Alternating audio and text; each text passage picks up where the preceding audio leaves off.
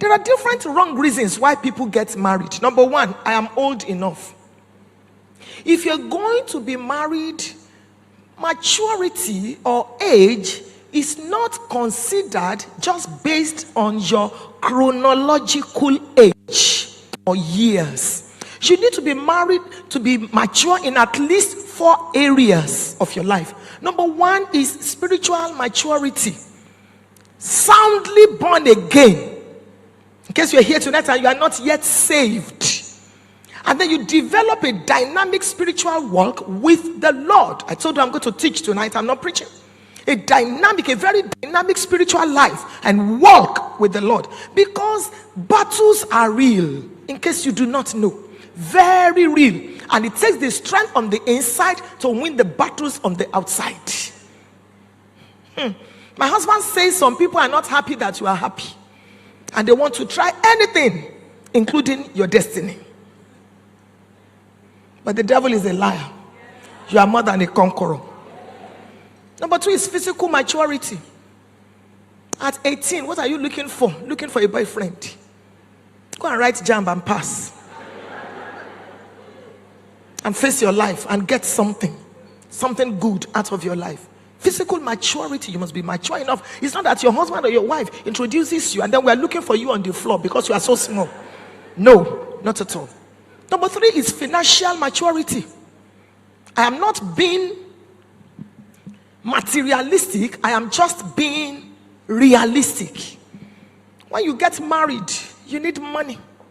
At least one of you should have a stable source of income. It's important for you. Because if your wife gives birth to a set of twins, for instance, you cannot go to the mall and claim none. Kiri can claim such a person. So you need money. You must be hardworking. If you still live in your father's boys' quarters, don't consider marriage. Do not consider marriage. May God lift your head because it's the dawn of a new day. Don't consider it at all. Don't tell your wife, it's by faith. It's by faith. There's a difference between faith and foolishness. Every woman is security conscious. There are 5 major areas, minimum, in which a man is different from a woman. If I have the time, I'll get into that. A woman is security conscious. If you want to make love to your wife, she wants to be sure the doors are shut. So she says to you, have you locked the door? He said, yes, I have locked it. He said, go and check again. And you know a man will do anything under that condition. Go and check. That's why the woman will say, I want to drink water. The man will say, which one? Is it room temperature? Or... Women become commanders in chief when it comes to that area. We're not talking about that tonight. You need to be mature emotionally. If the apron of your emotions is still tied to your parents, then beloved, you are not a candidate for marriage. Because when trials and troubles come, a minimum of 14 kinds of winds blow against every marriage, whether you are born again or not. Minimum. So you must be sound emotionally. It's very important. I don't have all the time tonight. Wrong reason for marriage. Number 2, family pressure. Mothers and fathers, stop putting pressure on your children to go get married. Pray for them and let them remain in the will of God. Don't push them to become the second wives in anybody's home. Can I tell you, your marriage relationship may determine whether you will make heaven or not. Because there is no institution in this world where your Christianity is tried like the institution of marriage. When you get married, you move from patience to endurance, from endurance to long suffering. Marriage. I went for that wedding and look at the souvenir I brought. Stop putting pressure on your children. 37, you are 25. You see, don't push them into trouble. 50 years time, 30 years time, 40 years time, you are no longer here. Don't help your child live his life. No child is sent to you. Children are sent through you. So please, let God be pleased in their lives. Some people get married because they need housekeepers or a housekeeper This house is always dirty. If I can just get married now, everywhere will be. So when they go out and the house is not, they're talking to their, what have you been doing since? What have you been doing? I hope I can get there. There is a way you speak to your wife as a man if you want to prosper. It's scriptural. I'll show you very soon. There's a way you talk to your wife if you want to prosper. You have no right to tell me to respect you sometimes if you're a married man until I have met your wife and maybe your children and I've listened to them. Because when you listen to a fool for 2 minutes, you can tell. If your Christianity does not work at home, don't bother to export it. Don't bother to export it at all. So let's listen to the people that are closest to you, because in marriage you can't pretend. Anybody can pretend in church. Bless the Lord. We bless God. We bless Jesus. But who are you at home? It's the dawn of a new day. Childbearing. Some women are baby factory machines. Madam, I pity you.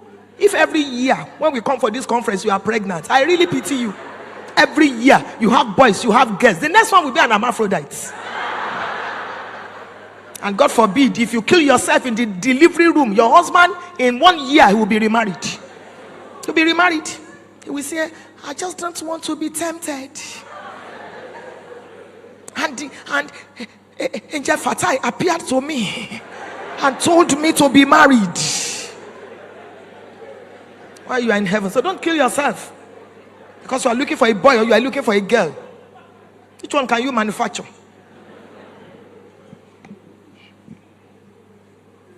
Some because of material possessions. The man has a whatever. When I went to his house after choir rehearsal, hey, don't marry a man because of what he drives. Marry him because of what drives him. What is he living for? As a single lady, 14 brothers proposed marriage to me. 14. My husband was the 14th man. Why did they want to marry me? Because they felt, oh, she's spiritual. I was the most active sister in church. I just love Jesus, just serving him. This mouth has drunk all kinds of waters because of the gospel. So I tell people, don't be deceived by my makeup and my jeans. Oh, my spiritual head is correct. Don't be deceived. When my husband, when we got married, hear me and hear me well, on our wedding day, it was the money they put together. You know, people will greet you, Bro Felix, congratulations. The money, the envelope they were passing, my husband was passing to the best man and he was counting. When it got to 80 naira, he gave it to another brother who ran to the market to buy us mattress, green color, body foam, I can't forget. So that we could get a mattress to sleep. Today, if we need to open a mattress factory, I don't think we will need to pray more than 3 minutes. Don't marry a man because of what he drives. Marry him because of what drives him. What is his vision? Because inside his vision is the provision. Don't marry a man because of television. Marry him because of his vision. Because if a man has a vision, he will put you on television. He will. Most times we don't look at this part. So I believe it's a divine assignment for me to look at it in this conference. We're talking about faith. We're talking about so many things. But a lot of people have issues in their marriages. It's only when they come to church that they are happy. But God, through his prophet, has released that it is the dawn of a new day for us. And I believe it will be so in your marriages in the name of Jesus. You don't need to endure. You must enjoy it. There are several reasons. Some marry because of beauty. She's beautiful. He's beautiful. Some traps. I made a mistake and she got pregnant, so we must be married. Who says? Who says? So many things, so many reasons why people get married. But please, I'm talking to the singles.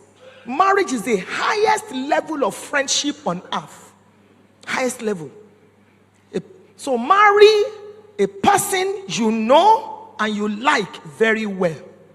See, it doesn't matter. It's spiritual. It doesn't matter. It matters.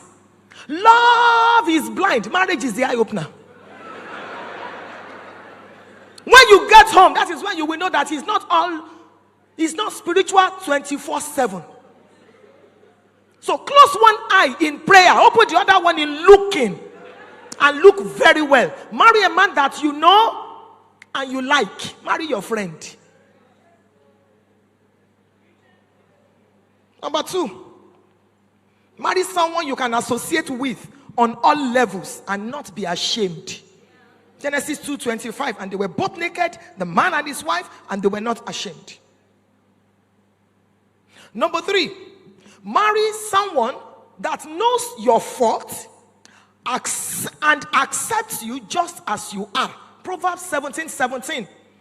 A friend loves at all times, and a brother is born for adversity. A true friend is somebody